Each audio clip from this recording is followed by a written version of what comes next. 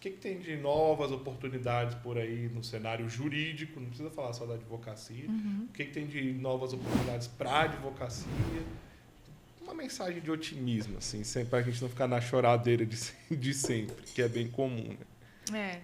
Eu acho assim, você tem bastante autoridade para falar sobre isso, assim. O que eu percebo, na verdade, é que aí a gente não vai ter como fugir dele, né?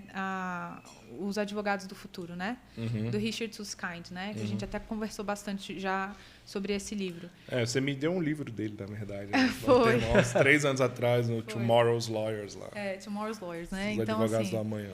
E é bastante interessante esse livro, eu achei altamente recomendado. Então, se você tiver a oportunidade de ler esse livro, toda a literatura do Richard Susskind, né? Ele fala bastante sobre a advocacia do futuro, sobre as tecnologias, inclusive, que envolvem a advocacia. E antes de começar a falar sobre a advocacia propriamente dito, no início da década de 90, ele já escrevia sobre as profissões do futuro, o fim das profissões. Então, talvez tenha um pouquinho também com o impacto que o Poder Judiciário está percebendo agora, porque tinha lá uns 10 cargos, uns 10 estagiários que a função era movimentar processo físico de um lado para o outro, autuar, abrir capa, e agora? Tipo assim, o pessoal já vinha prevendo isso, né? Desde do início dos anos 90, especificamente esse autor que você citou.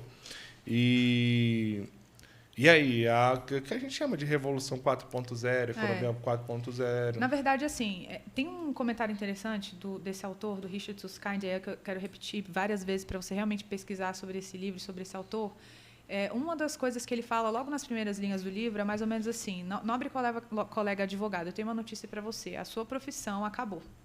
Ele começa o livro mais ou menos assim. Futurista otimista. A sua profissão chegou ao fim, né? E aí, na verdade, lendo o livro, você descobre que o que acabou foi o modo como se praticava a advocacia até então. E isso também já não é muita novidade para a gente. Mas tudo bem, se o modo como se praticava a advocacia até então acabou, como é que é a advocacia a partir de hoje? E quais são aqueles advogados ou o perfil de advogados que sobreviverá, por assim dizer, né? Não que seja tão trágico assim.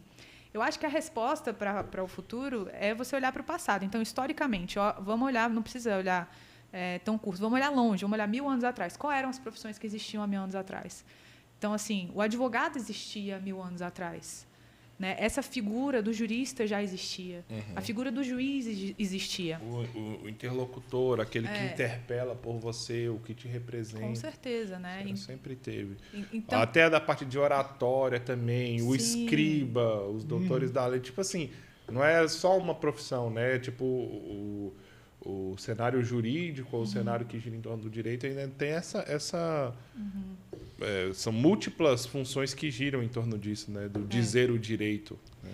Então, assim, o que a gente tem que entender hoje, e qualquer pessoa com quem você converse, que seja um pouco mais antenado com a realidade, por isso que eu estou batendo bastante nessa tecla desde lá de trás, a gente que é advogado assim, e operadores do direito, a gente tem que sair da bolha. A gente tem que sair da bolha da simples advocacia e da operação do direito como se ela fosse simplesmente ou você ser servidor, ou você ser um servidor de carreira, ou você ser advogado. Então, assim, a gente tem que ter uma visão multidisciplinar. Além de multidisciplinar, interdisciplinar. E o engraçado, assim, eu também gosto de falar muito sobre isso, converso muito sobre isso, só que parece que a gente está falando uma coisa que não encaixa com a realidade. Fala assim, olha, a gente tem que ser multidisciplinar, o pessoal não consegue, mas como?